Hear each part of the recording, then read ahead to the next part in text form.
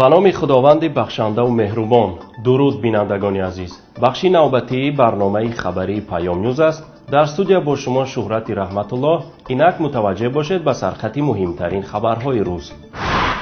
مهاجران تاجیک در ناحیه میخیو و ولایت مسکو در حالت غلامی قرار دارند. شرکت هواپیمایی یمل از فرودگاه ژوکووسکی مسکو به شهرهای تاجیکستان خط سیر باز میکند. دو وزیر قدرتی، یک شاعر دیگر منقد. سفر رحمان به ونگریا و دعوت او به متحدی و دستگیری همدیگر. بستن مسجد رسمی و جریمه کل نمازگزاران در ناحیه رودکی. در ناحیه میخیو و ولایت مسکو 15 نفر شهروندان تاجیکستان و 2 شهروند ازبکستان در حالت غلامی نگاه داشته شده بدون معاش در سرما به کار صحرایی جلب کرده شدند. این مهاجران کاری بعد ماه آگوست سال جاری نزدیک به 4 ماه بدون معاش در صحرا گلکرم، کرم چینی و کرم رسمی میغون داشتند. فرهاد یکی از این مهاجران به پیامنت گفت: قریب 4 ماه می شود معاش نگرفته ایم. صحرا نهایت خنک و طاقت فرسا. جای خوابمان هم خنک است. یگان روبل پول نداریم. ما اینجا در اول نزدیک به 40 نفر بودیم. چندین کسانی که برای راهکیرا تا مسکو پول داشتند گریخته رفتند. ما قریبی 60 نفر گرجان تاجیک بودیم. قریب 30 نفر گرجان ازبکستان بود. حضورش 15 نفر گرجان تاجیکستان، 2 نفر گرجان ازبکستان مانده که پول نداره که یگان جورا دیگه و کسی که چی داشتن هست رفته. ما را رنگ تهدید نکنه که توی کارا را بود نکنه، نه پول وسته نه ایچ میگه چی علاج استادیم دیگه. نه علاجی جای خوب که در ممکن نیست. اگر کتیگر اگر خیدگیریم وفشوجه خوب کرده ممکن است وگانی آهانی در پول یا در صحرا کار داریم در بیرون. او روز آمدن تهدید کرده سعوده، ما هم تهدید کردیم که اگر نشود ما فصال ساده میریم ایدی جالس تو پولی بس که باری ما را نچینید تا یکی کار تمام نشود پول نیسته. گفته آگوست ای جانب تا حال هیچ کس یگان سن پول نگرسته میاره یک 2-3 چیز میاره میتیا میاره خوردن گیره میگه میره و چیلاش ای سنتیبر اکتبر نویبر حالی کپیک ندارم. مردم ها پول ندارن که یا 100 کیلومتر جایی که در کره رود. ما هیچ کس خبر نمیتونیم حالی ما نمیدونیم. اگر همه خیلی اگر غلامی کرده کار بکنم اگر گرفته را مرا که جدیده که بنا به معلوماتی به ما داده مهاجران حتی لباسی کاریشان نیست تنوک بوده روزی دراز در برف کار میکردند. لباس ها تر می شده است. طرف شب شرایط خشک کردن لباس نبوده است. با نوبت در بالای پیچ لباس ها را خشک میکردند. اما لباس ها به پررگی خشک نشده باز سحر لباسی نیم خشک شده را پوشیده به کار می برآمدند. شرکت هواپیمایی یمل اطلاع داده است که سر از ماه آینده یعنی دکبر سال 2016 از فرودگاه ژوکووسکی مسکو به دوشنبه و خوجند پرواز خواهد کرد. واسیلی کریوک رهبر کل این شرکت به آژانسی تاس گفته است این شرکت الکی تمام اجازتنامه ها را دریافت کرده است و پروازها را به تاجیکستان، قزاقستان و ازبکستان از فرودگاه چند قبل بحث برانگیز ژوکووسکی آغاز کند. اول ماه جاری بین مقامات آویاسیونی تاجیکستان و روسیه بحث در مورد پروازها از ژوکووسکی به دوشنبه و خوجند سر زده بود. مقامات تاجیکستان به شرکت روسی اورالسکی آویالینی اجازه پرواز از این فرودگاه به تاجیکستان را ندادند. دعوای طرف تاجیکستان این بود که این فرودگاه به دایره فرودگاه‌های مسکو داخل می شود و طبق شرطنامه بین تاجیکستان و روسیه شرکت‌های روسی حق پرواز از این فرودگاه به تاجیکستان را ندارند. در جواب مقامات روس پرواز شرکت‌های تاجیکستان به روسیه را کلاً منع کردند. قبل از گفت و شنید وزیر نقلیات تاجیکستان شیرعلی گنجالزاده گفته بود هیئت تاجیکستان از منافع ملی دفاع خواهند کرد. بعداً اعلان کرد هر دو طرف به اتفاق رسیده اند که پروازها از طرف شرکت‌های هر دو کشور یعنی در شکل پاریتت اجرا خواهند شد. اما اینک راهبری شرکتی هواپیمایی یمل اعلان میکند این شرکت هم از ژوکووسکی به تاجیکستان پروازها انجام خواهد داد. پس پریته چی شده است معلوم نیست. در همین حال جالبترین نقطه این مسئله در ادامه سخن وسیلی کروک آمده است. او گفته است در مسئله پروازها به خارجی نزدیک مسئله عادی نیست. مثلا تاجیکستان پروازهای نو را رد میکرد اما طبق عادت شرقی عمل میکرد. فروش قسم از چیپته ها را با فشار مقامات میخواستند به شرکتی معین مخصوص گردانند. یک قالبی تمجویی پنهانی شکل گرفته است. روس‌اویاتسیا دخالت نمود. معلوم می شود منفعت های ملی گفته شاید شیرالی گنجالزاده منافع گروهی معین را در نظر داشت. سیمومین یتیموف رئیس کمیته دولتی امنیت ملی به یک داستانی وزیر کارهای داخلی رمضان رحیمزاده تقریض نوشته است. این داستانی منظومه رحیمزاده با تخلص نهانی تحت عنوانی در ستایش پیشوای ملت در هفته‌نامه تاجیکستان تحت رقمی 45 از 9 نوامبر سال جاری نشر شده است. تا نشر تقریض یتیموف مؤلف داستان معلوم نشده بود، ولی وقت رئیس کمیته دولتی امنیت ملی با آن داستان تقریض نوشت جامعه را وادار به جستجوی نهانی کرد و معلوم شد که آن شاعر وزیر کارهای داخلی رمضان رحیمزاده بوده است. به نظر می رسد این داستان با آزمون شعر در وصف پیشوای ملت که خود وزارت کارهای داخلی اعلان کرده است نوشته شده است. قبلا طبع شاعری داشتن وزیر کارهای داخلی معلوم نبود و هیچ شعر از او دیدن نشده بود. یک منبع ما اطلاع داد که در اصل این داستان را شاعر دولت سفر به عوض $1000 آمریکایی نوشته است. پیامنت تخمین میزند این داستان در آزمون اعلان کرده وزارت کارهای داخلی هم پیروز خواهد شد، مثل کتاب‌های نوشته امامعلی رحمان و سیمومین یتیموف که در نمایشگاه کتاب دوشنبه بهترین کتاب‌ها عنوان شدند.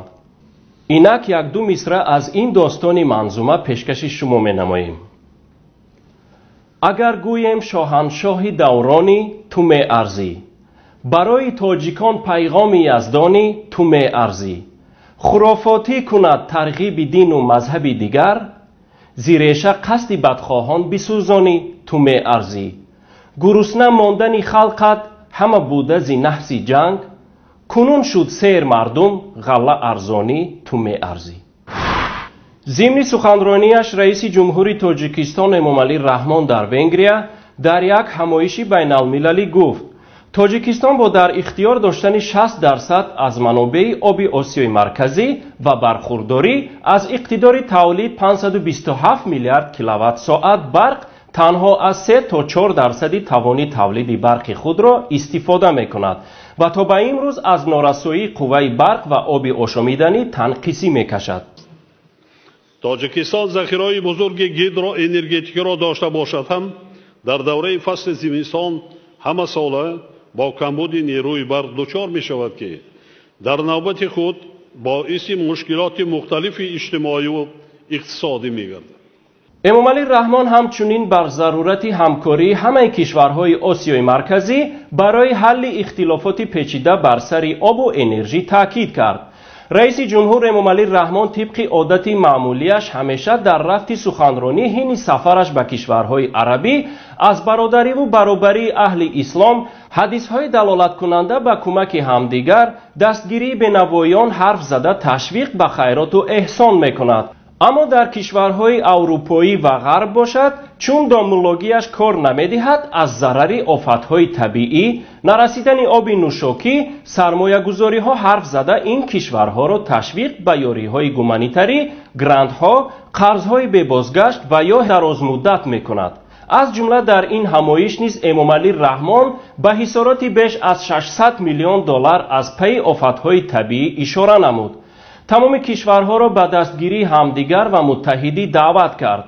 گفتن به مورد است که تاجیکستان به این نزدیکی دستی کسی را گرفتنی نیست و توانی دستگیری را هم ندارد. اشاره به دستگیری و متحدی یعنی گدایی با طور دیپلماتی. این هنری خاصی رئیس جمهوری کشور تاجیکستان است.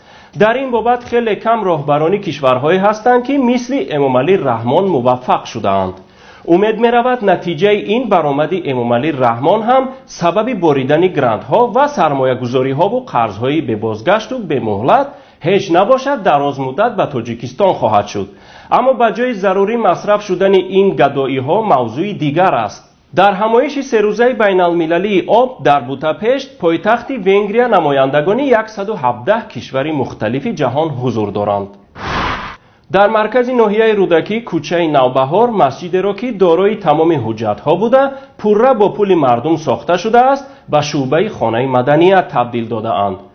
بهانه برای بستن مسجد این بوده است که گویا اجازه کمیته دین ناحیه را نداشته است، در حالی که اجازه رئیس ناحیه، کمیته زمین، معماری و دیگر نهادهای مربوطه را داشته است. با بستن مسجد اکتفا نکرده کل نمازگزاران این مسجد را 340 سومانی جریمه بستند. چند روز کل نمازگزاران این مسجد به شعبه های کمیته دولتی امنیت ملی و وزارت کارهای داخلی کشانیده شده بالاخره راضی شده اند که جریمه پرداخت کنند. الان در این مسجد بسته بوده نمازگزاران نمیتوانند در آن نماز گذارند. بنا به اطلاع یک منبع طبق یک فرمان رئیس ناحیه رودکی از سال 2014 باید در این ناحیه 145 مسجد بسته می شده است که الان قریب همه آنها بسته شدند و مسجدی که در عکس می بینید و چند روز پیش بسته شد یکی از آن مساجدی در روی خط جای داشته بوده است.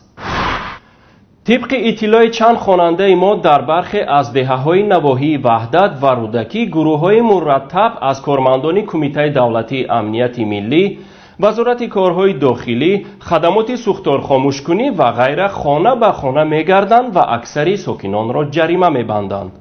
بهانه برای جریمه بندی طبق اطلاع خوانندگان چراغک‌های سرمصرف، گرمکنک برقی، ریش، سطر، به مکتب نرفتن خوانندگان و غیره است. حجم جریمه از 200 تا 700 سومانی و بیشتر حدود 300-400 سومانی است.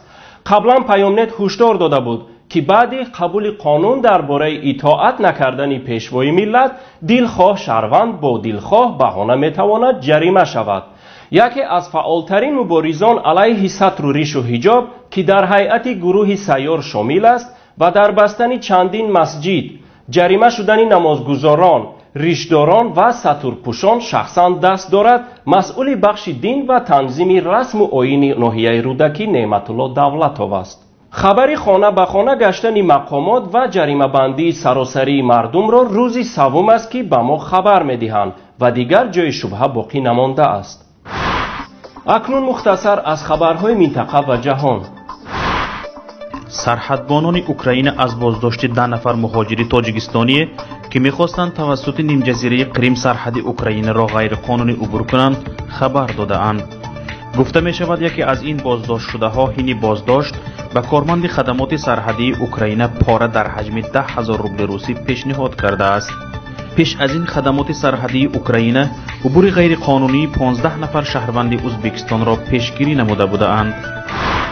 خدمات فدرالی امنیتی استان پرم روسیه و امامان مساجد این استان سپارش دادند روی خط نفرانی را که 5 وقت به مسجد می آیند به این خدمات بسپارند. یک منبع ما در شهر پرم گفت که 60-70% نمازگزاران این مساجد شهر تاجیکانند و این اقدام فسب روسیه که بعد بازداشت 28 نفر تاجیک در شهر برزنیکی این استان راه اندازی شده است با گمان غالب علیه تاجیکان نگرانیده شده است.